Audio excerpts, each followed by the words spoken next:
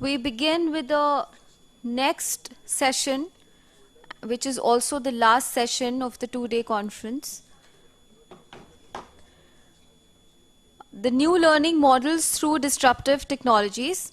May I request the session moderator, Mr. Anand Sudarshan, to kindly come on the dais. May I also request the panelists to join Mr. Sudarshan on the dais. Mr. Pankaj Jalote, Director, IIIT Delhi. Mr. Rahul Patwardhan, CEO, NIIT Limited. Mr. Ishan Gupta, CEO, Educart. Mr. Johnny Lin, Global Business Development Partnerships, Udemy.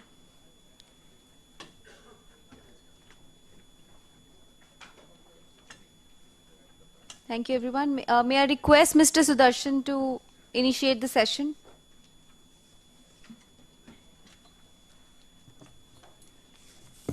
Good afternoon. Good afternoon. There you are. I just got to say, Professor Jalote will good to have Pankaj as well. Pleasure to be back in front of all of you again for this inaugural session, because we think this is the session that's going to really start off the next level of growth and transformation of educational institutions. So this is the inaugural session for something that's going to come in front of us in a very, very big way, we believe. Apologies from two of the speakers. They couldn't join us today, Krishna Srinivasan, who's had a personal emergency, and Baiju Ravindran. They could come, but we have a wonderful panel here. Pankaj, Pat, Rahul Patwardhan, Ishan, and Johnny, who's come all the way from San Francisco. Thanks, Johnny, for coming all the way. And I have promised him that I will keep the session as engaging as I possibly can, because that's one good way to counter the challenges of flying from all the way across time zones, right? The topic that's given is new learning models to disruptive technologies. So the real theme behind, or thesis behind this, is disruption. And that's what we're really going to talk about. The format that we will follow will be a simple one. We will start off with a very brief introduction of the topic, which I will do the honors. And then I will request each of the speakers to give their preliminary remarks for 3 to 4 minutes, and then we will engage ourselves in a conversation. And then we will open it up for questions, and this time around I promise that there will be a chance for the audience to have asked their questions, which couldn't happen in the previous session.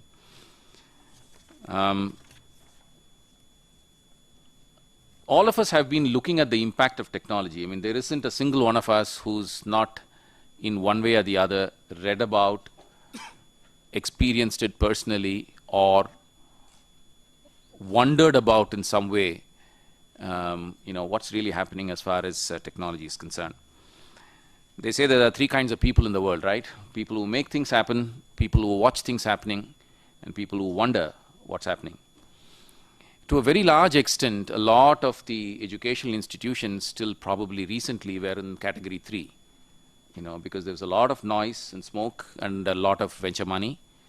And noise and smoke and venture money, doesn't always, lead to large, constructive, and demonstrably utilitarian, outputs. But in this instance, it seems to be, at least to my mind, and I will check with the panelists what they feel about it.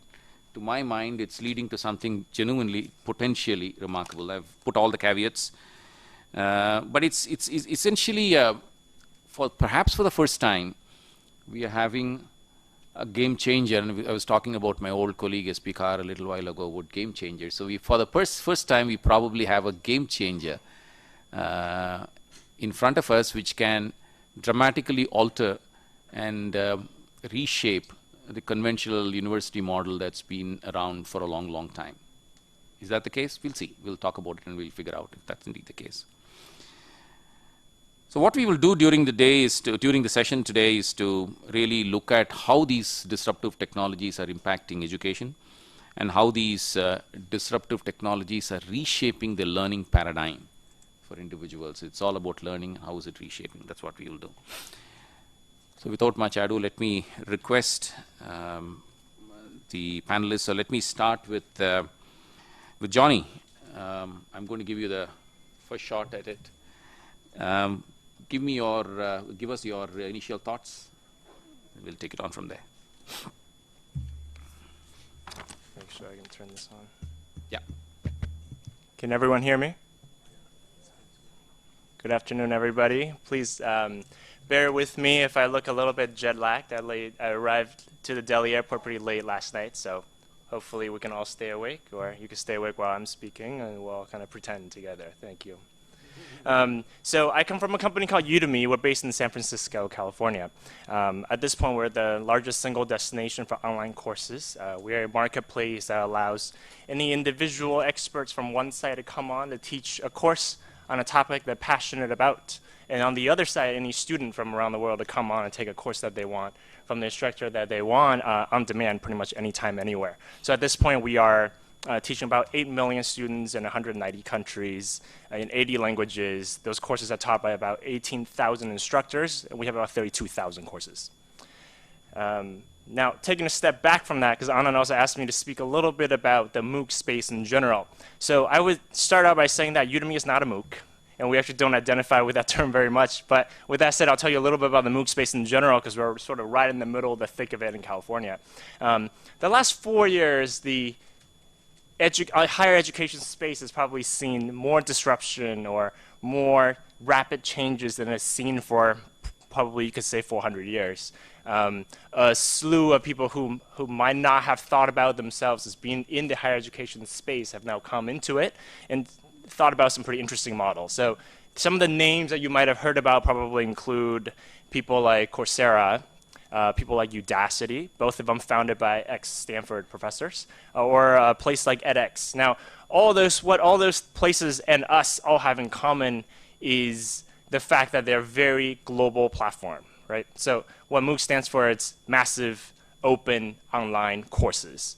What it means is it breaks apart the physical constraints of a classroom of having to pair one amazing instructor in front of maybe a couple hundred, or if you're in a huge classroom, maybe 1,000 students at the same time, at the same place. So it's really just constraints to the physics of nature. How do you make that happen at the same time?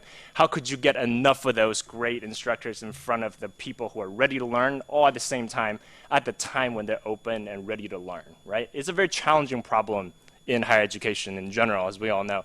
So what the MOOC space is really trying to do is move a lot of that stuff with the power of technology to break apart those boundaries, where the student and instructors don't have to be standing in the same place at the same time. They could even be in different countries. They could be coming online at different times. So open it up to scale like we've never seen before.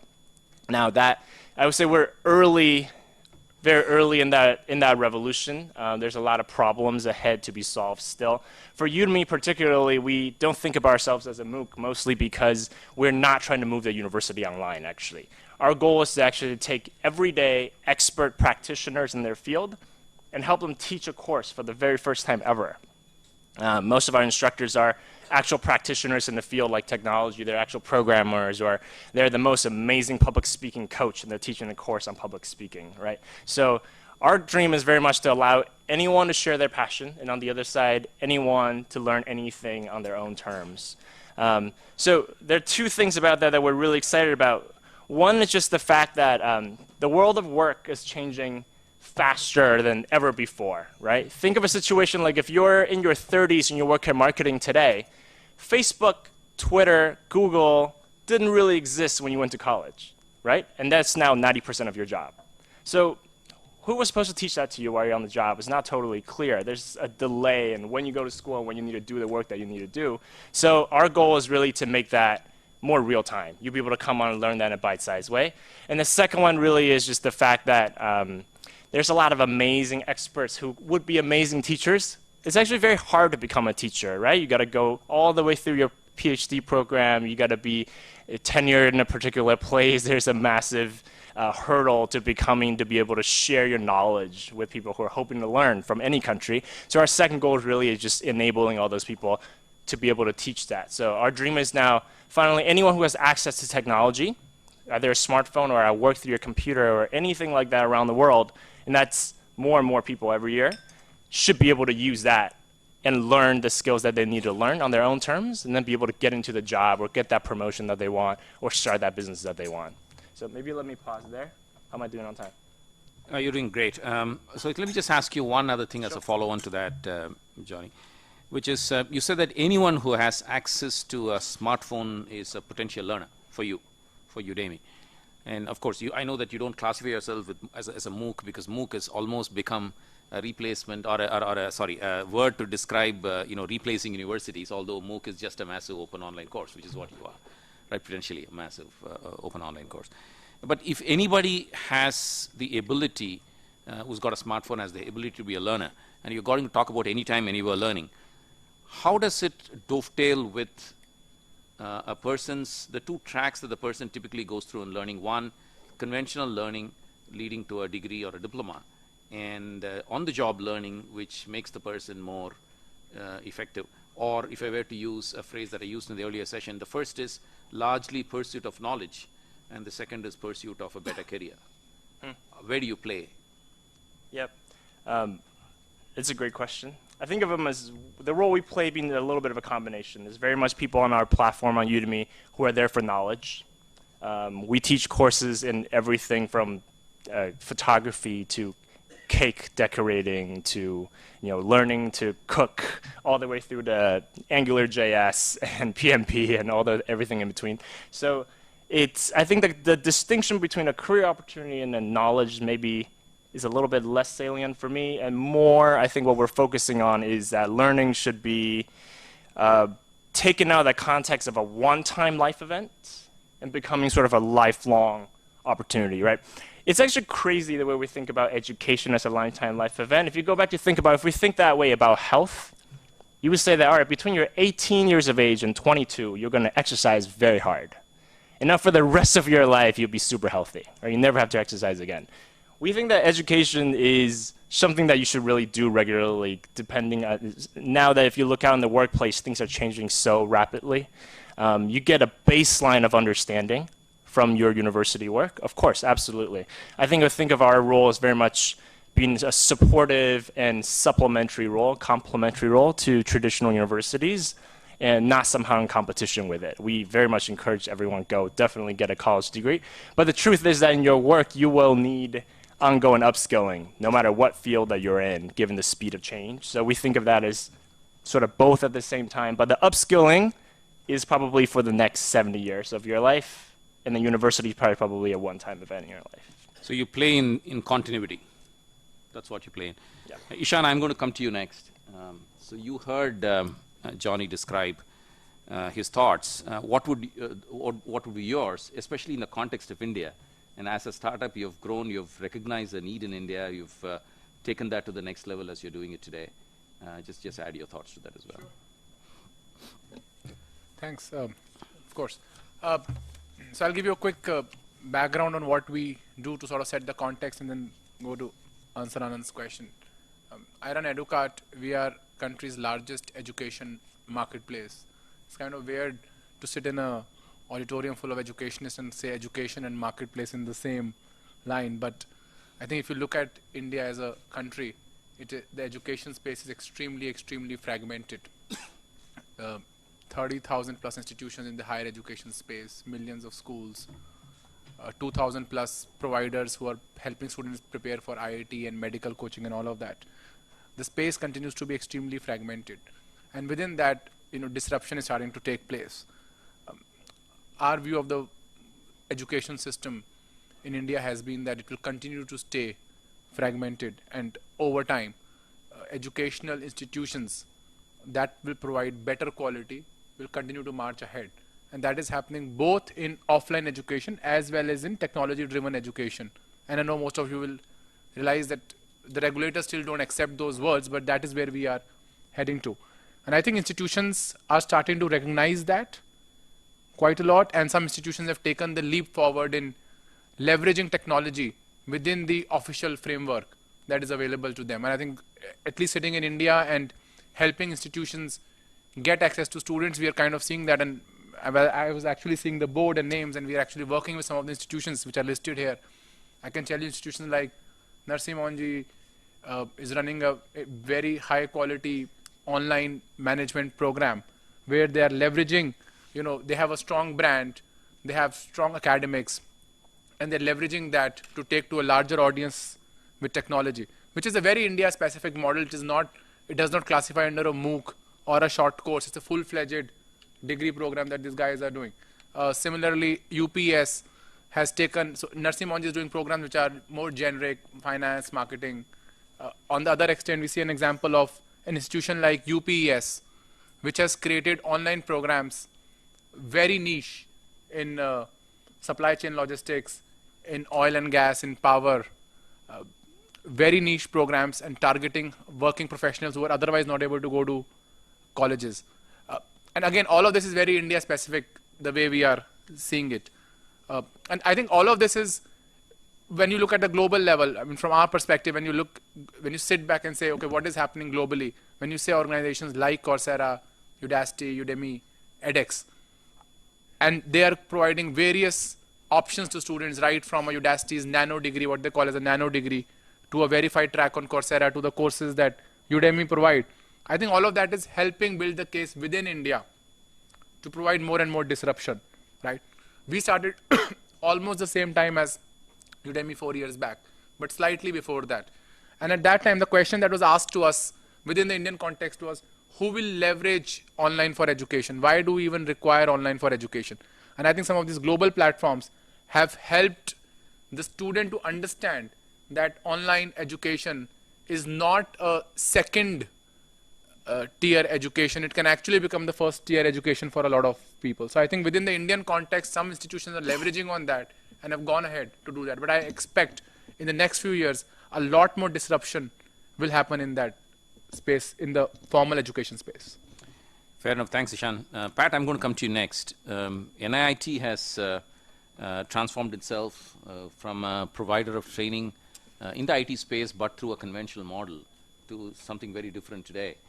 And whatever Ishan spoke about or Johnny spoke about, is that resonating to you from the perspective of the way you see technologies and disruption in the space that you operate in? Absolutely. First, I hope I don't need to introduce NIIT. We represent the private sector training in India. We're probably the largest private sector training organization, doing training in IT, in management, in banking, in retail, and now in a number of other skill areas. I won't profess to be extremely knowledgeable on the higher education sector, because that's not what NIIT has been in, though we have the ability to participate in that sector, but for reasons that all of you know well, we don't participate in it, though we do have a university, which is a separate organization altogether.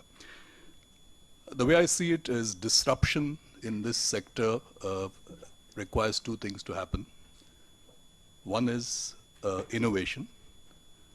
I think there's plenty of innovation happening around the world related to this sector. I don't think innovation is the problem. Disruption happens when there is a latent or real immediate market need, which forces the innovation to come center stage and upset the apple cart or to change the landscape. Why hasn't that happened yet in this sector? Why has this been one of the last sectors where technology has really made a big change to how things are happening? I think the reason is that there's been too much focus on the technology, which of course needs to happen because that's going to be the basis of innovation. There's also been a lot of focus on the student, who we consider the consumer of this industry. But the truth is that the real consumers of this industry are not the student, but they are the employers, and perhaps they are the governments who set the regulation and the regulatory framework which allows or disallows innovation from happening in this sector or any other sector. Okay. If you look at the employers, the reality is, and when I just met Anand and I met the other panelists, the first thing we mentioned that Anand and I are both from IIM Calcutta. So there's a social value and brand that's so ingrained in society around the traditional higher education sector. Okay. So there's a social pressure, but there's also the employer pressure. I'm not too sure how many companies, in fact, I know for sure, even the IT sector, if somebody doesn't have a bachelor's degree, will they even be considered for recruitment? They may have the 10 degrees from Udacity or from Udemy or from anybody else. They may even have given all the certification exams which prove them to be much better than the product from one of these universities. But the employer mindset is still stuck through the powerful branding that's been done by the traditional sector. And third, of course, the government policy has also got, should I say, more and more complex as years go by, because it always happens in any sector. The rules get more and more complex, more and more detailed. So until, I would say, the change can happen in how employers view higher education and are starting to willing to look at the output of alternative models as equally good, then we will start seeing the real change happening in this sector. As far as NIT is concerned, we have been involved in innovation in various areas. I wouldn't say we are involved in every possible technology innovation that's going on in the education or training sector, but we've done a few things. Very recently, we launched NIT TV, which is a democratized platform which can bring together content from anybody, anywhere in India. But more important, it's brought out whatever we do in all our classrooms all over India, available free to the Indian public. And we, by the way, as of today, we have registrations from 100 countries in less than 30 days on this portal. So that's the power of the technology. We didn't spend 1 rupee on marketing. That's the power of the technology. That's also the power of the brand, of course. Okay. In China, we work inside universities, which we find difficult to do in India. But in China, we are welcomed into state universities, and we run their IT program for them with our content and our faculty. And we have, for example, in Qingdao University in the north of China, 1,500 students, which is 20% of the entire intake of that university, doing an NIT program. So other people are innovating. Maybe it's the regulatory framework which permits it. Maybe it's people willing to do innovation. So I think innovation is not the problem. It's changing our mindsets and willing to look beyond into what's possible, the art of the possible. I'll stop there. Thanks, Pat. You talked about a couple of things, and I'll come back to that a little later, but I'm going to ask Professor Pankaj Jalote to chip in here. Pankaj, we just heard views from 3 entities which play MOOC or related areas online in the case of marketplaces and so on and so forth. This morning, in his conversation with us, Anthony Solicito, who's the Global VP of Education for Microsoft, talked about 6 things that impact technology, the impact of technology in higher education. 6 things he spoke about. He talked about mobile everywhere, and I think anybody with a smartphone is very reflective of that. The explosion of data, that's the second. Third, he talked about cloud computing as the default, which of course is again something that NIT, Pat talked about NIT taking advantage of. Digital content as the 4th. Social computing as the 5th. Actually, he talked about 7 things. Social computing as the 5th. Machine learning as the 6th. And pervasive automation. He didn't use the word pervasive, I am. Pervasive automation, IoT, that kind of stuff, as I'm just expanding what he said into the 7. So mobile everywhere, explosion of data, cloud computing, digital content, social computing, machine learning, and automation. So when we talk about disruption, when we talk about technology, which is impacting and changing everything, suppose we step back or step outside MOOCs and online and everything else for just a moment and look at the larger context of institutions and universities. What is your view, and where do you think the whole thing is going? Great, that's just what I had thought I'll do. So I'm going to focus on the university education, particularly the undergraduate or 3-year, 4-year program, right? There is no doubt online is a great tool for continuing education, for learning skills, etc., even master's programs, and there is success stories there. But I want to just focus on this and talk about these new technologies, what impact do they have, disruption or not. right? Now, first, let me just point out this university model of 3-4 years has actually been remarkably successful. All of us are product of this. Even the fact that it ought to be lifelong learning and what is 3-4 years got to do with it, we've all demonstrated that those 3-4 years allowed us to do lifelong learning. That's why we're sitting here. It's been remarkably successful. Number two, I would like to point out cheap textbooks came, which is what we teach from. Teaching didn't go away. Then TV came and there was lots of channels, including in India, and I know in US they tried. Okay, through TV education will happen. Education, this kind, didn't go away. Then online, through satellite, classrooms across villages and everywhere, and things will happen. They didn't go away. I see no reason to believe that this new model of interactive, MOOC kind of interactive, this thing will, they all got absorbed, and that's how I think this MOOC will play out. So let me now just give. Now, learning in this university 4-year, 3-year education, where does the learning happen? First and foremost, clearly it's happening in the courses. That's what we talk about. Professor delivers, or a famous professor delivers through MOOC, and exercises and so on. But then there is outside the classroom exercises. There are projects. There are learning from peer. Peer learning is an enormous learning process going on. There's experiences that happen, and unplanned discussions that take place, etc. is all part of our 4-year learning that takes place. We tend to think that it is only those 30, 40 courses you do is where learning is happening. Particularly us professors are very, feel very important, as if our courses are the ones that have taught the students everything, but that's part of the learning.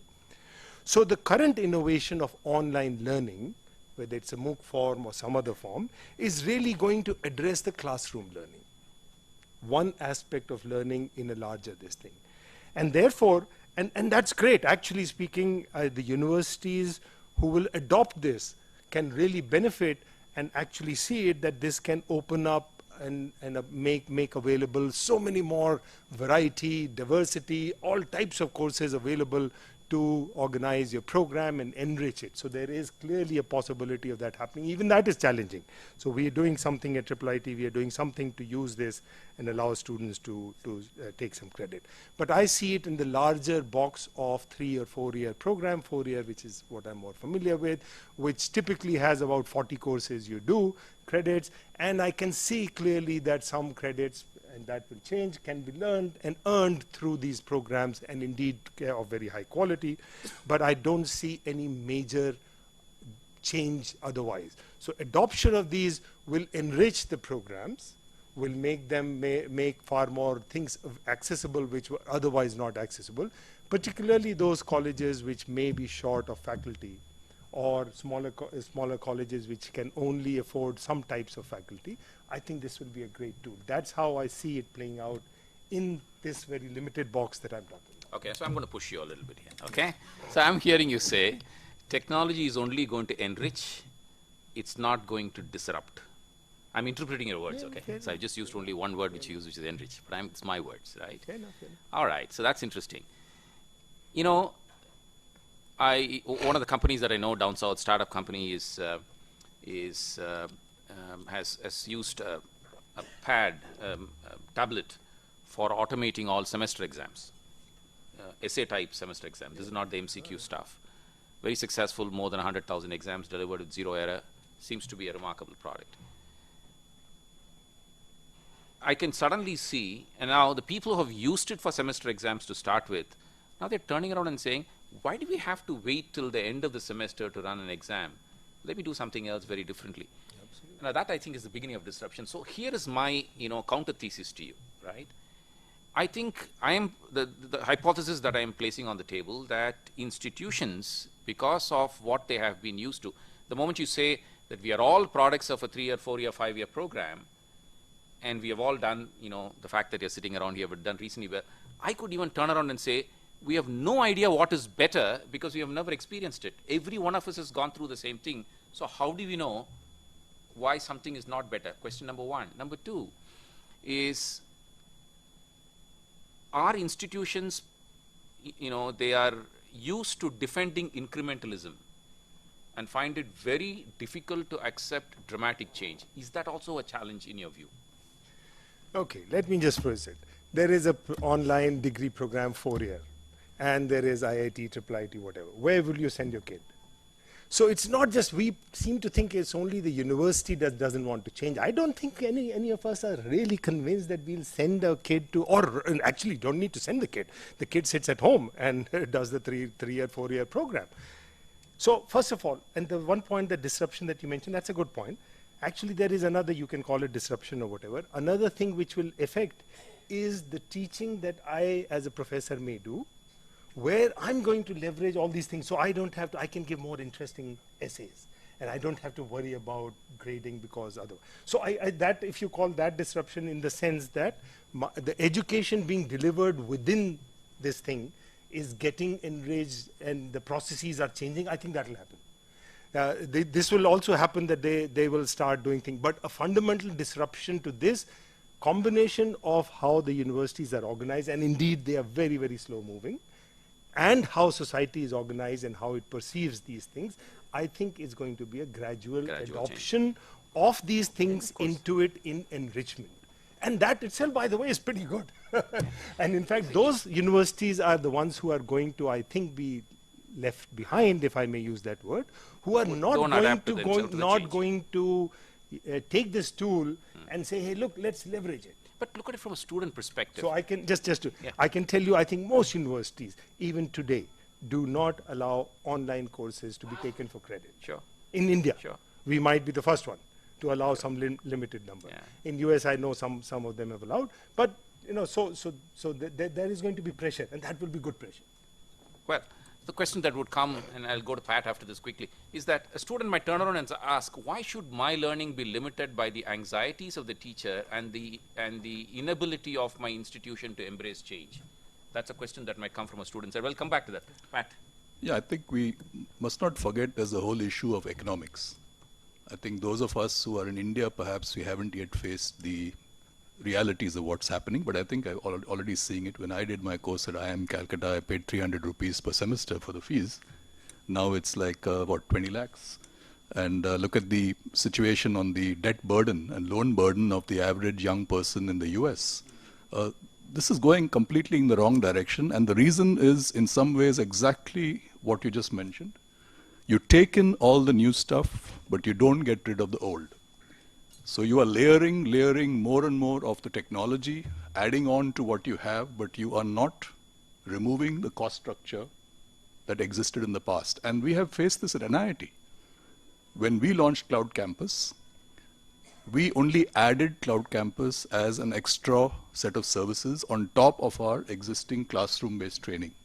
Now, we are a profitable organization. We don't get any money from the government. That's an extra cost. We may not be able to charge more, and therefore actually we've created a situation where the profitability and viability of the business, and if you have tracked our P&L for the last 4 years, it hurt us. Okay. When you bring in something new, you've got to look at what you have and change that. I think this is the core issue. Disruption, if governments don't change regulations, if employers don't become more open to alternative models of learning and certification, at some point of time, young people in India are going to say, and parents are going to stop funding their children, which is a practice in India. They won't be able to afford to. And then what's going to happen? So I think we have some pretty serious questions ahead of us, and disruption is coming from various different angles. And perhaps the real answer is, are we really seriously examining the possibilities of innovation within our own organizations? That's the question I would leave you with. So let me guess, you are in favor of disruption? I think disruption is inevitable. Inevitable. Okay, growth of any human organism requires, or any organization or any culture or any society, there are periods of time when there's disruption. When that is not happening, I think you have an organization that's in death. Fair enough. Ishan, just give me a minute, I'll come to you. I want to just... Sure, go ahead. The question that you raised, Rahul, I think it's interesting. We have actually faced that situation.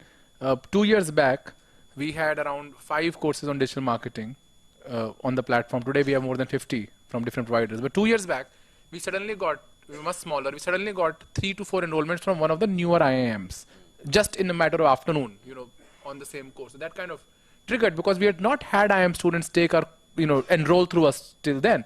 So one of our reps in the company actually called up one of the guys to ask what is happening, like why are 4 IIM, whatever, one of them, I won't name, but why are you taking courses from us of the same course? And the answer was exactly to what you said, that they said that we do not have a good faculty teaching digital marketing in our campus, and we don't want to limit ourselves. When we sit on the placement chair, I don't want to come across as saying that I did not know digital marketing, so I'm going to go out and take that course from wherever it is available. Interesting.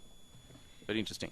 And I'll come back to that. I think now you're talking about desire and behavior, right? Overcoming some of the limitations. I'll come back to that point. It's a critical one. I want to ask Johnny, just looking beyond Udemy for a second, I want to pick up on a point that Pankaj talked about, right? So if I were to send my son, would I send him to an IIT or NIT if I had the chance, or would I ask him to take courses on Udemy, right?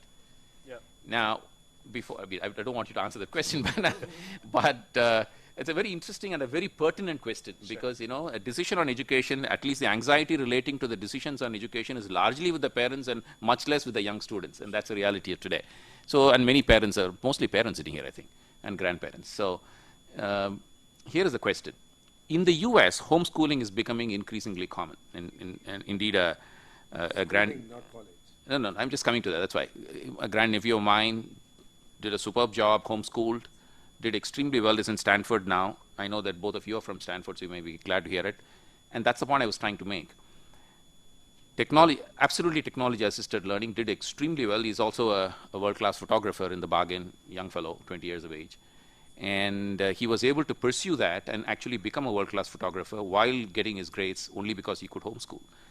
In other words, both from a perspective of underprivileged, underserved, not getting the opportunity, and from the perspective of the exceptionally gifted into pursuing pathways that are interesting, technology or disruption in technology potentially appears to be giving a choice. Now, while even in the US it seems to be getting accepted at the school level, right, and Pankaj is right, it's at the school level still, is the college degree so important that the transformation or change isn't going to happen? And I'm going to come back to you on that point, Ishan, after that, yeah. Let me start by asking a question. How many of you guys in the audience have ordered food from like a takeout or a delivery? Okay, so a few people, right? So something that happens is you no longer have to walk into a restaurant, right? You get exactly the food you want, you get it to go. So the traditional university system is kind of like a cafeteria, right? It opens at certain hours, closes at certain hours. If you get hungry, you are kind of on your own, right? And it's sort of a one-size-fits-all, right? So what the online education system is now able to do because of the ability to create sort of long-tail content without having to focus on a set of things that hundreds of thousands of people are going to need, we can now create courses that maybe once in a while 10 people are going to need, right? Because there's very little marginal cost of creating those courses. We're essentially creating a system where you can get exactly the food you want at 3 in the morning, and it will come to you on demand, right? And you can have it exactly at the time that you want.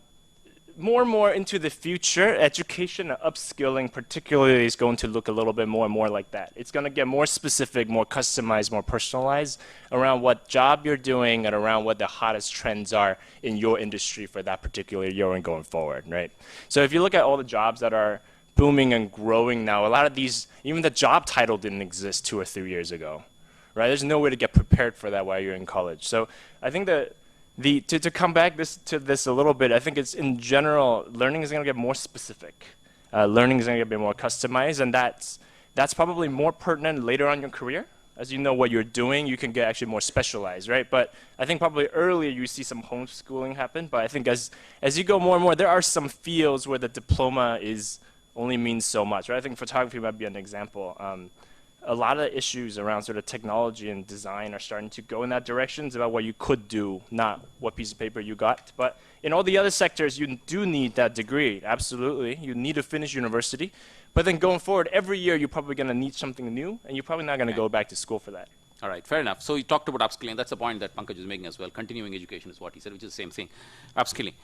Ishan, I'm going to come back to you now, right? So you heard Pankaj talked about real impact of this disruption use of technology is likely to be in the disruptive fashion more in the continuing education side. Johnny seems to somewhat suggest the same, right? Do you believe it's the case in India? Now you have the Indian context. Do you believe it's the case? Remember, when all of us met, the first thing that you and Johnny did was, I am GSB 2014, I am GSB 20. Your association with Stanford Graduate School of Business, frankly, was earlier than your introduction of your name. That's because we just knew each other. But anyways, yes. Yes. So, do you think really, higher education institutions need to even change at all? I mean, we all affiliate ourselves and we identify ourselves by the educational institution. Incremental change is good enough. So I think there are layers that have to be built around that, right? So I think it's productization. So the full-time triple IIT bachelor's course is one product, in my mind, and I'm keeping the regulation part aside for a second. But I mean that is anyways required for disruption and innovation in the formal education space. But I think that there will be another program that will come out, which will be an online program by triple IIT in the bachelor space, which might not have exactly the same features as the full-time program. But it may be reaching to a larger crowd of people. Maybe the entry in it might be easier, but the examination might be tougher or equivalent. So I think there's a lot of innovation that will happen here. I would tend to agree with both Professor Pankaj and Johnny around the fact that I don't think the full-time formal education is going anywhere, and that is going to happen in campuses for a long time to come. I think purely there will be value adds of, okay, along with this you can do 30 more courses from across different places, either from Udemy, Coursera, Udacity, whatever. But I think the same institutions will come out with additional courses which are parallel to the ones that are existing in the university. So the brand is also there, and maybe the entry point is different. I think one of the examples was the course that Udacity did, a 2-year master's program, right? AT&T and I'm forgetting the name of the university. Georgia Tech, right? I think that they decided to take a couple of hundred students in that program, additional to their already existing class on campus, and have a decent amount of rigor on that class. And I think that's fair enough to make. Exclusively For yeah, so it's all coming back to the same thesis again and again. But I want to debate there that the question you asked to Anand was, would you rather send your student to IIT, triple IIT, or online? And I think that's an unfair question to ask, because there the supply-demand constraint exists, right? There is a lot more demand than supply. What if Anand's child cannot get into triple IIT and IIT in the regular course? If at that point you came out with a course which is fairly high quality, right, and easier to get in, I think there will be a chance that he may prefer that course over going to some random tier 3 institution. No, the issue is very simple, Ishan. Today distance education in India is a second-class citizen. Yes. Whether we like it or not, and that's the way it will be. Studying or getting a degree in a full-time institution, at least in the immediate future, is likely. I think the question is, Is a second-class citizen because of most of the distance education is happening by the second-class institutions. If you take a okay, that's a fair point. Pankaj, is that making sense to you? So just a few things. For example, I mean, the example of digital marketing. Actually, we've been looking for an online course. Exactly the point that I'm saying. We'll give it to you before the end of the panel. So anyways. exactly the point that I'm making is that we need to enrich it, and that we should do. And I think your point made very nice. I think the smart institutions will use this variety and some blend of it to drive down costs as well. So it shouldn't be add-on. And that will show up. In fact, we are playing with student-faculty ratios and driving them a little bit more, so we can reduce that, right? I just want to point out Coursera, edX, and so on. A couple of years ago, used to talk about campus-less universities. Now their talks are about blended learning. So I think the world is shifting. There is reality coming in. So, but at the same time, what you're saying, see, the pie is big. It's not just one answer to it. The pie is big. So I'm sure there is going to be need for others and all that. But I was just talking about the broad, general 3-4 year. There is disruption, if I use your word, possible in various ways in cost and so on and so forth. And there is a whole other things of serving serving those who can't get in, serving those who can't afford, serving, there is all those things which I'm sure they can play a role. Yeah, of course. Go ahead. Yeah, just a quick comment on the undergraduate degree will always exist. I lived in Germany for many years, and those of you who know Germany know that very few people go into an undergraduate degree. And Germany is the most productive nation in the world. So I think we come from our own perspective, but there are other perspectives out there. I think there are four main themes that are going to drive change in this sector, whether it's training or education, and I see them as a kind of continuum. One is learning economics. Do we really value the money that a consumer has to spend on learning? Okay. How much time does he have to spend? Are we forcing him to spend 4 years just because it was arbitrarily decided 100 years back that a bachelor's degree should be 4 years? And I'm being provocative, I know, but I'm sure this is discussed everywhere. Second, do we make him do things which he doesn't really want to do? Or do we allow him the freedom or her the freedom to pick what they want to learn? I think the whole world is moving towards individual-driven learning. Okay? And therefore, making it still cost-effective and consumerizing learning and education. Okay? Making it personal. Mastery learning. Technology makes it much more possible to create an environment where mastery learning can happen. You learn something in a subject, you certify yourself to a particular level, but with technology you can actually create a limitless possibility to keep practicing, and you can actually make it really interesting with serious games and simulations and so on, to take people to very, very high levels of mastery much, much faster than would happen in the old apprentice-guru-shishya relationship model. Okay. Lifelong learning. Word we all talk about. Again, technology provides a platform where you can create that connect with a person and actually make available the lifelong learning when they need it. Learning insurance. We talk about healthcare insurance, we talk about unemployment insurance, we talk about old age insurance, all the difficult situations. I think the most important thing that society needs today is actually learning insurance, because nobody is guaranteed a job for their life anymore. And therefore, again, it's only through a technology platform delivered model, and I'm not saying it's only technology, it's also blended, a combination of services. Will it even be possible for a nation to make a viable education insurance model? I come from a country called Singapore, where they're actually dabbling with this idea. Every citizen, including me, $800 a year, I have a right to go and attend any course. And if I'm smart, I'll go to Udemy and do 20 courses for $50 each, instead of going for one course for 3 days and spending 800 Singapore dollars. So I think there are a lot of things happening over here. We need to see the big picture and look at how we can make use of the technology and innovations that are happening in this space. And yes, we don't throw away everything. You don't throw away the baby with the bathwater. I'm sure there are a lot of very, very good practices which, for example, the life learning that happens in a university, meeting 10,000 other students, interacting with them, that you cannot replace anywhere else. And that is really the strength of the undergraduate degree. So we've got some 4 or 5 themes out here, right? So we talked about, Johnny talked about specificity, and I think that's something that we should keep in mind. Constant renewal, specificity, focusing on skills that can be constantly gained using technology. Pat is talking about the inevitability of accepting technology. If you don't, that you're really going to be lost. And Ishan spoke about the fact that technology is now enabling learners to start focusing on their own need for learning without necessarily getting constrained by any factor. So scarcity of capability within a campus is no more an issue. You go pick up whatever you want. And I think most importantly what Pankaj talked about is the fact that there is, and I think most of the panelists seem to have accepted it, which is that there is a very important role conventional higher education, if I can use that phrase, plays, not only in terms of the fact that there is a larger ambience, which is teaching beyond the 35 courses that he spoke about, but also from a perspective, especially of those institutions which change constantly, which are embracing technology in a way that is constantly productive and useful. There is something.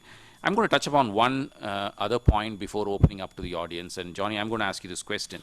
Now, one of the arguments against higher education complaints, if I can say that, has always been that products of higher education, students graduating out of the portals of the institution, are not productive enough.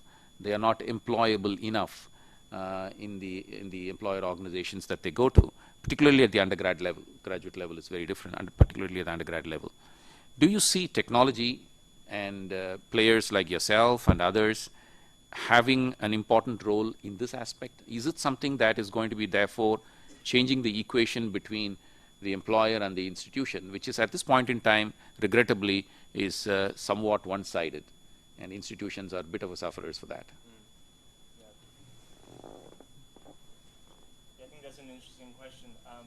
I think that's an interesting question. I think the fact that there is a delay of a few years between when you decide what you want to study fairly early on in your life and when you're going to enter the workforce, and then when you rise up in the ranks or whenever it is, when you decide to start your own thing, that lag is often what creates a lot of the discrepancy between how people are prepared and what they're ready to do and what the industry needs right at that moment, right? So you end up in a situation where it's not an India-specific problem. This problem is absolutely universal in every country, that at any given time, there's some percentage of your workforce that's sort of obsolete, right? You hired them for something, and now you sort of need them to do something else. The company is shifting directions, but it's very hard to move those people forward in a nimble and customized kind of way to train them into what they need to do. I don't think that's a knock on university training at all. And whether or not people come out of undergrads are prepared, I'll leave that to the researchers and the experts. But I think what we do know is that the speed of change for what the workforce needs will not slow down, right? It will only speed up, which is what we see in pretty much every sector. So in a sector like technology or marketing or design, right? You are having to learn new things pretty much every few months if you're going to stay relevant in your job. If you want to start your own things, you're having to learn 20, 30 new things to be able to do it well. In other sectors, it might be a bit slower, but there's no denying that every sector is going to, the speed of change of need is going to speed up, no matter what sector you're in. So I think I come back to this point that it's pretty much impossible to see 10, 20 years out what your graduate is going to have to be able to do. What they need to do right away is fairly clear, and there's sometimes already a gap there, but ongoing, there's no doubt that upskilling is going to be necessary pretty much all around the world. Pat, I'm just going to ask you to add to that employability part. From your perspective, especially since you play in that space a lot, getting people more employable, do you see a step change happening through use of technology in terms of making people a lot more employable than they are today? Absolutely. It always comes back in a real world to economics, because there's only so much input that you can put in, and therefore you can only get so much output. And the whole game is how can you maximize the output with the given input, and there's always a limit on the input because it's determined by the price in the market. So the problem with the chalk and talk model, if I go all the way back to the most basic form of training and education, it's a model for 20 people. My daughter went to Oxford and she goes to the tutorials, and they have 3 people spending 2 hours with a tutor. That's fantastic, but I have to pay through my nose for that. Okay.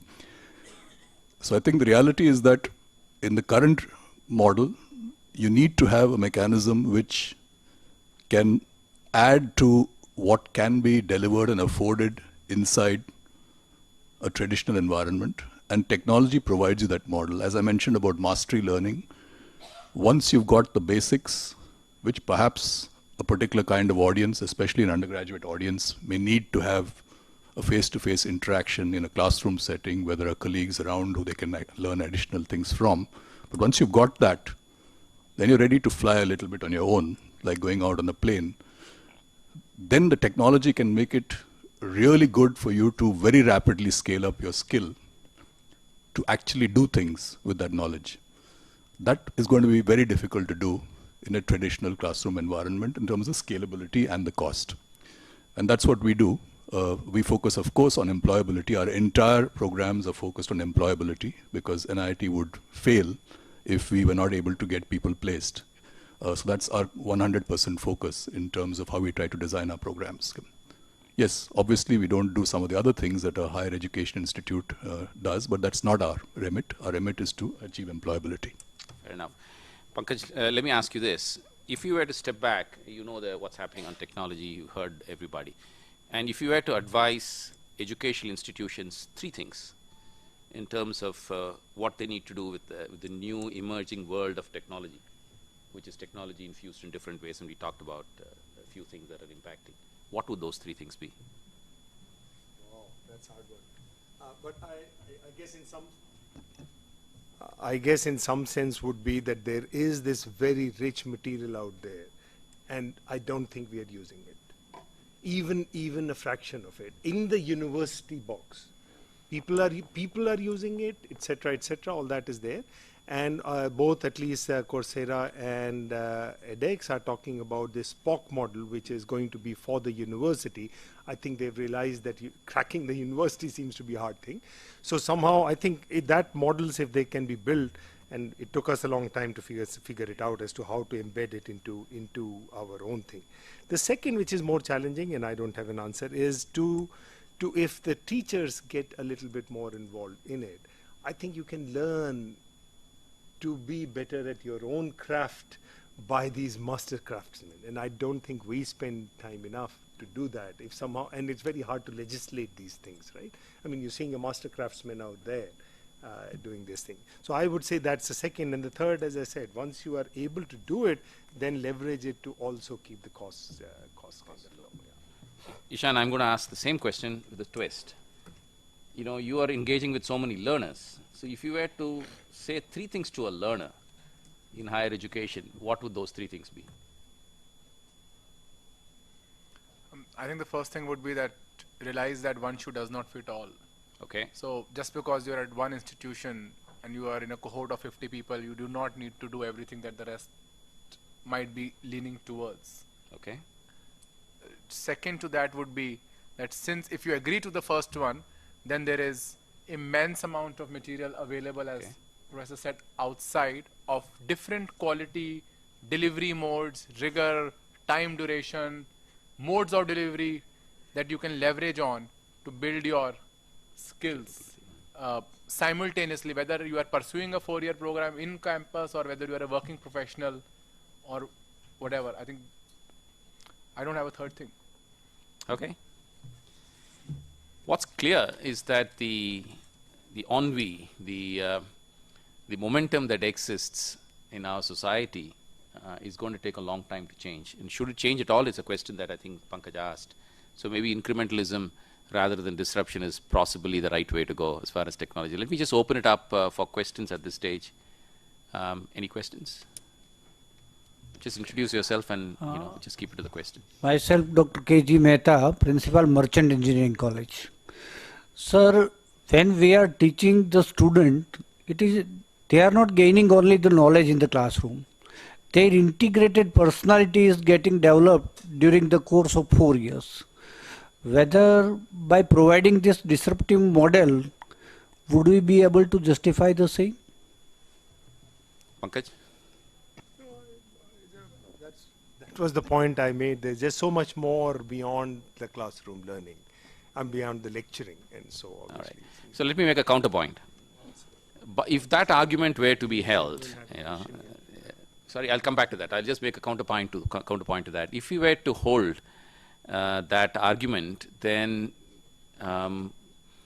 people coming from different walks of life ought to be learning differently because their social structure, the environment that they come in is so different.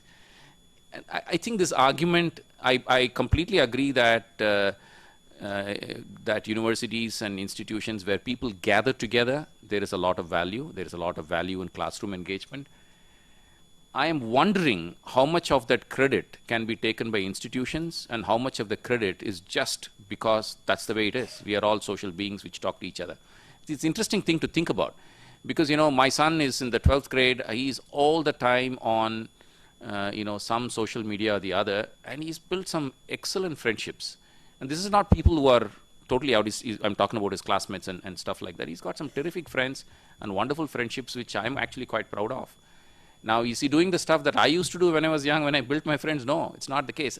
I'm not sure to what extent we are all in our minds prepared to accept change because we have not experienced it before.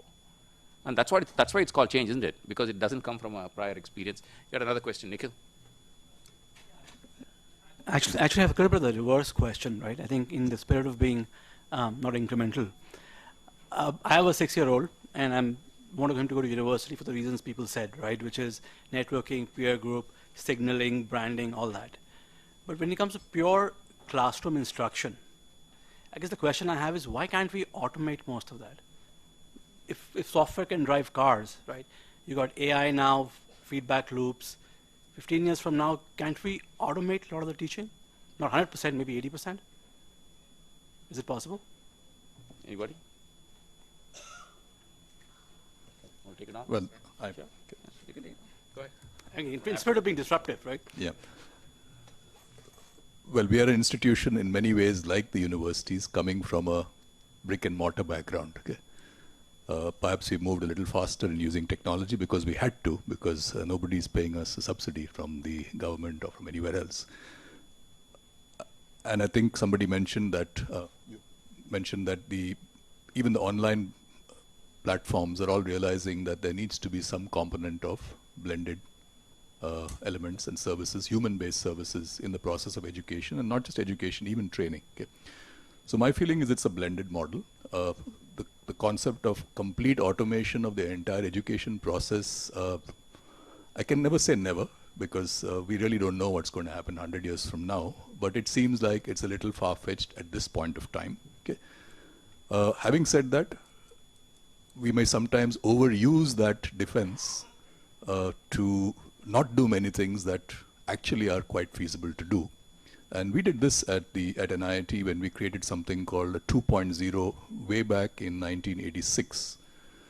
We moved the basic learning back home with self-paced learning textbooks, and we brought into the classroom discussions. Just flipped the whole thing. Everybody said that's not possible, including our own people. It worked. Okay? And that actually contributed to our ability to scale, and in some small way we've contributed to the number of software engineers in this country in that decade in particular. Okay?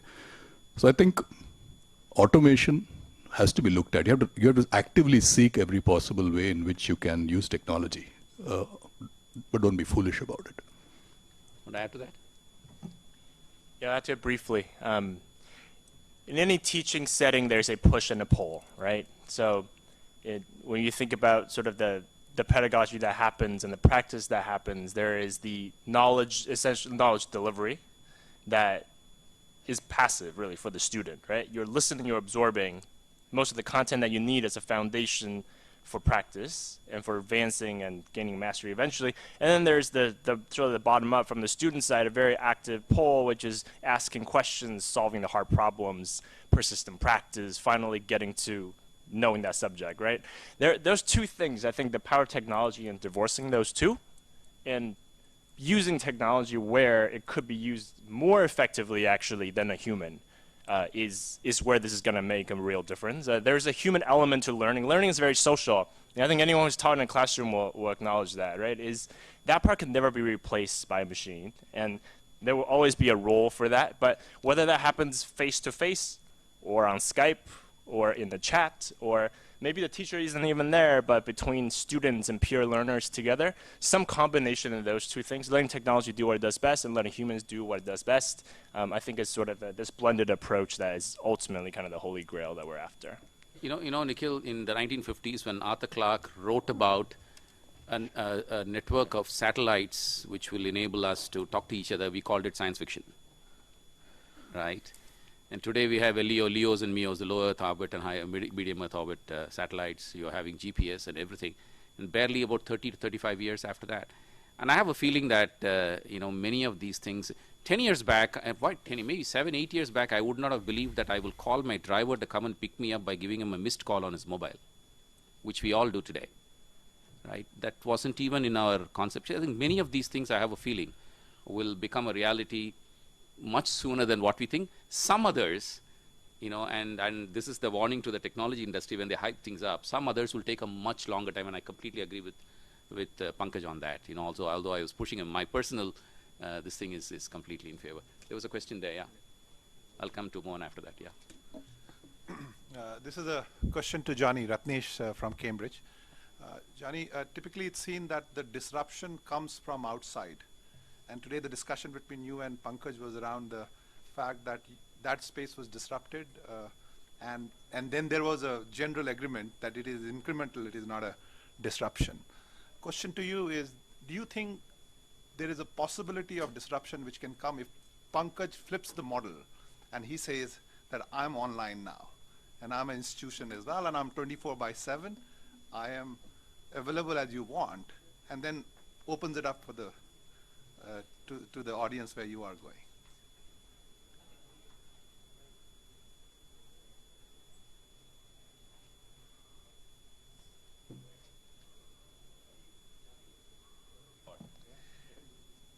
So let me make sure I understand the question correctly. You're asking whether disruption can come from the professors themselves and come from inside the university in using somehow the power of technology Sure, to make sure. the university sort of the front lines of, Sure. of That's the technology, question, right? yeah. Yes, I think absolutely, yeah. That, well, look, the universities have a brand around, and then a signal around trust, right? That's what students go there for. If the universities come up with something innovative and interesting, they are ahead of the game, right? Because they come with that brand that people trust. And I think that's absolutely, as more and more of these folks, the startup companies are basically creating more new interesting models in this space, you do see a lot of universities starting to try out more and more interesting things. And I think we will see a lot of that come down in the future. And I think the thing to recognize exactly what you said is there's one thing to have the whole school be behind it, but before that, any individual professor in his or her own classroom could choose to do something quite interesting. And if that picks up enough evidence of traction, right, then that makes a great case for other professors to follow suit, which is how teacher training always happens, right? If you think of any setting as you're copying from the best of the most amazing instructor in your field and try to do what they're doing, and this is, I don't think this is any different from that. Mohan? I think we need to distinguish between the process of learning and the regulatory mechanism for education. Let's suppose that regulations are removed, that making a physical kind of education mandatory. Degrees can be given online or offline or whatever way you want. How will the scenario pan out? You'll find disruption in learning because learning is become individualistic much more. Yes, there's need for a social action, but learning can be done by an individual. There is the dissemination of information in the education system which will go away because information is freely available. You don't require a tutor to pump information with you which you know already. What will remain is possibly the interaction with the faculty and the student, which is a part of the social action. That will remain. So I would argue that the disruption is there held back by regulations. There is no freedom of choice for the student, not for the faculty. So the regulation is a barrier to the disruptions happening. Education will change fundamentally, and the only way we'll know is remove regulations and find out what it is, which nobody is prepared. So Pankaj, I differ with you, because I think the way things are will change. I mean, I would like your comments on this. I was just looking up. There is about 50 best online colleges in US in 2015-16. So there's at least 50 best of the lot. So they don't have this regulation which we've, first of all, by the way, I'm with you on lowering the regulations and all that, and with safeguards and all that. So we are there, right? But we can take one example of US where they don't have this regulation. You have to get a degree and get it accredited and so on and so forth. I don't think it has substantially changed the 4-year box. I'm still sticking to the box, 4-year box. It has, but I think it has enriched tremendously. I know my colleagues who are just doing it. So I still see even there, I see where regulation is not a hurdle. However, the discussion that was there, I think, I mean, saying that there's no article is saying that it has quadrupled. So I see this as an opportunity for those, for the cost, for those who can't afford the higher education and so on, and are willing to work with lesser experience, if you will, at lesser cost. And I think that's a great opportunity, and we ought to also learn from these things. I think we just don't learn from what others are doing, and in regulatory framework we are stuck. I think issue also, Mohan, is most of, I mean, we are talking about IITs and NIT. We should just stop talking about the triple ITs, IITs. They represent crumb de la crumb, you know, very few percentages. Most of undergrad education in India is postponement of unemployment by 3 years. And that's a reality, you know. And therefore, I completely agree with you. If regulators were not, what are the regulators safeguarding, Pankaj? I think they are only safeguarding their interests.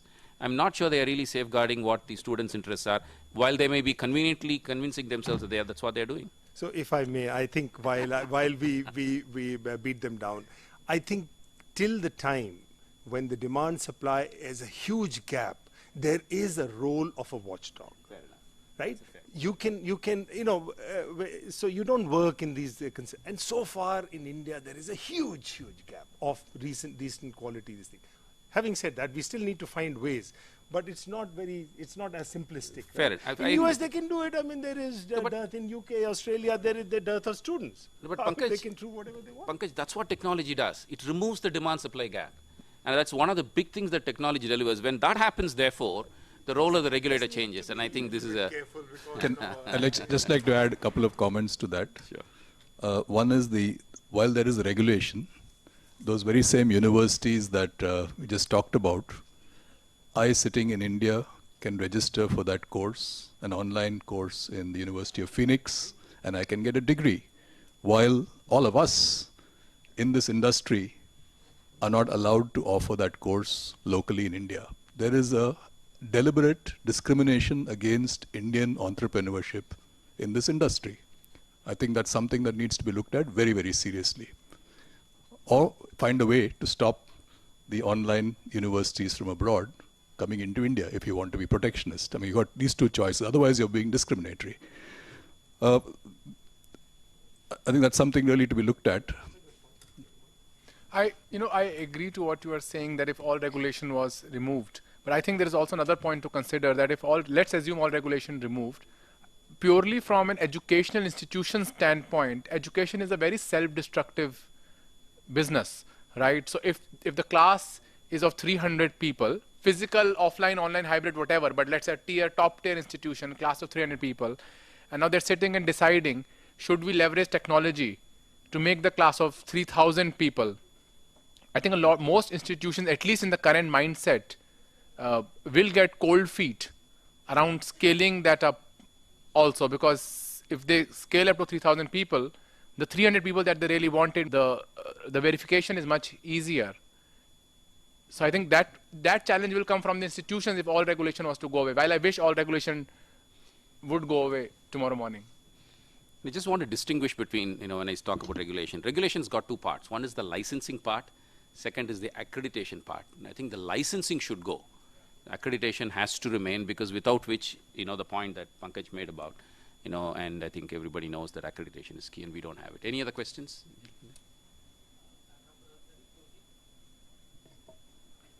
Sorry, I am Dr. Ratnadeep Joshi from MIT Pune.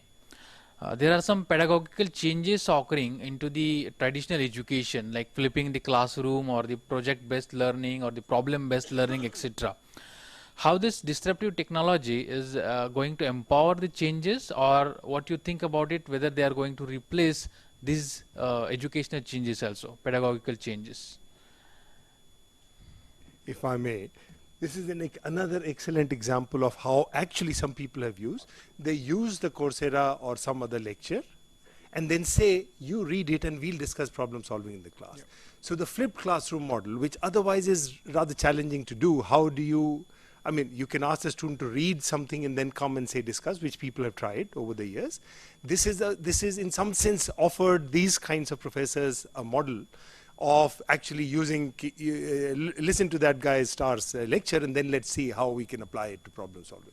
So this is another sort of way you can imbibe this thing into improving your learning experience, which again many of us are not doing, so I keep pointing that out. But this is clearly, I know many examples across the world where people are using that. And it's a great way to do that. It also has, by the way, cost, because now you're asking the student to sit in class as well as listen to this lecture, and yet you will give assignment and projects. So the student still has only 30, 40 hours to work in a week. We have an actual example of this working with some Chinese universities in Wuxi. The students study at the university, they have all the lectures, but the university is very, very keen that they must be employable. And they are, should I say, kind of acceptant and conscious, which is not so normal, that they are unable to provide that special skill edge at the university. So we actually have a tie-up where they come to the NIIT center in Wuxi, and we have something called a practice base, where we have project-based training for 6 months in their 7th semester or 8th semester, and then they go back to the university, and it's integrated into the design of the program. Okay? So there are a lot of things are happening. Each one of them is relevant in a particular context. That's all I would say. Okay? Is that similar to the co-op program of Purdue, Samni? I would not know. I'm sorry about that. Okay, thanks. Any other questions? Yeah.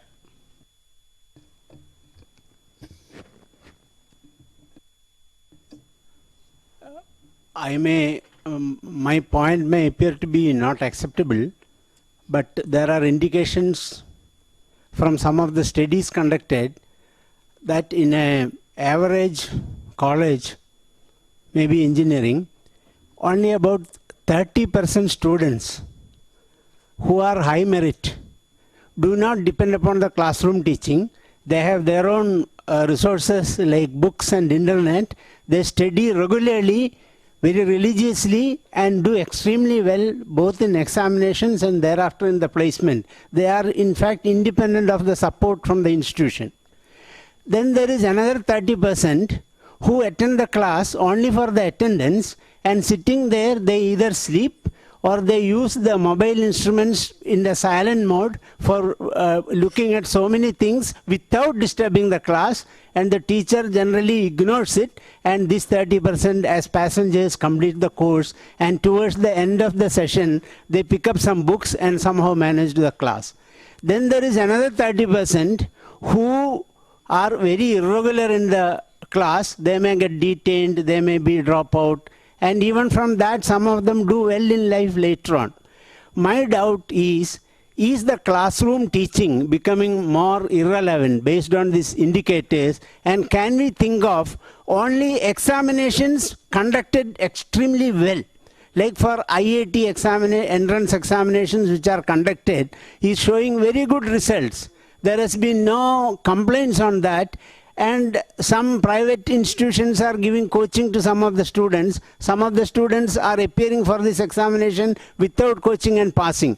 If this examination can be the quality control, and let us conduct only examinations, let us leave the studies to the students on their own. Yeah, it's I was just, yeah, this is a philosophical question, you know. And I'm wondering which category I belong to, because 30, 30, 30, 10, and I can't find myself anywhere. Not even there. No, it's a philosophical question. I think I was just looking at the second 30, you know, who are using technology to distract themselves productively, or at least non-disruptively. To the, you know, so look at it this way: without technology, they would not have been able to do that. Poor teacher would have suffered. So I think technology is contributing in one way or the other. Honestly, I don't have an answer to that question. Do you, Pankaj?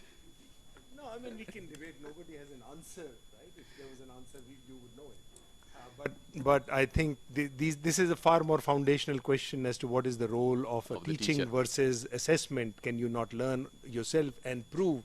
And there is this outcome-based, assessment-based things. That there is a movement, by the way, in education around that to skill competencies, etc., demonstrate that, and that's happening.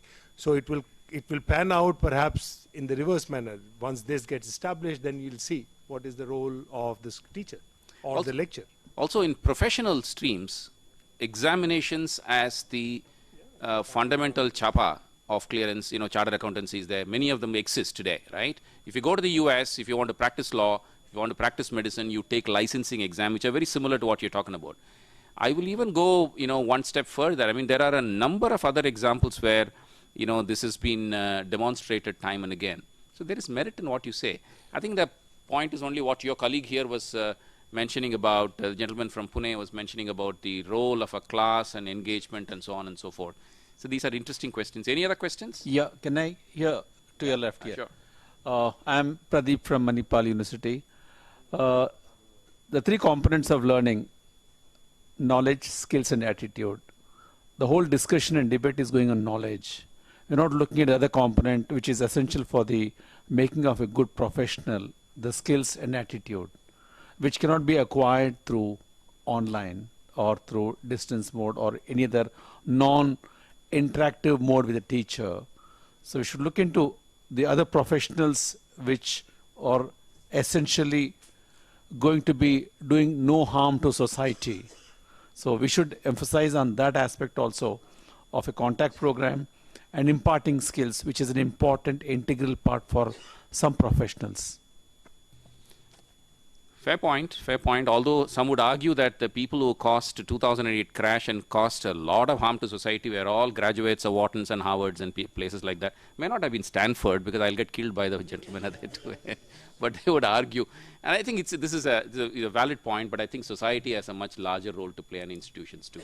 I think today we test knowledge. Sometimes we test skills. We don't even look at attitude at all, even in institutions, I would argue. I'll just add a comment to that. I would kind of reverse the view on knowledge versus skills. I think it's easier to use technology to teach skills, because you can actually simulate the real world using technology, and every possible situation can be created. We actually have use of technology to train oil engineers on a Shell oil rig. Every single lever, every single situation that they can face is programmed into the situation. So like a flight simulator. Yeah. Knowledge, on the other hand, requires discourse. I mean, real knowledge, not just capturing information. The ability to think beyond what is already defined. That can only happen through discourse, samvad, as we call it in Hindi. All right, so fascinating conversation. I'm not sure that we have found an answer. The only thing that seems to be that's very clear is the new learning models through may not necessarily be disruptive technologies. I think we should say new learning models through technologies. Some of it will be, will enhance, some of it will replace, some of it may even disrupt. But I think there is a vast range, and the disruption part of it may be in one end of the spectrum, and the disruption part of it may be kept at bay, because the societal acceptance, especially regulatory acceptance of this rapidity of change, may not necessarily be, they will take time. I think that's really the conclusion. I thank my fellow panelists. Thank you.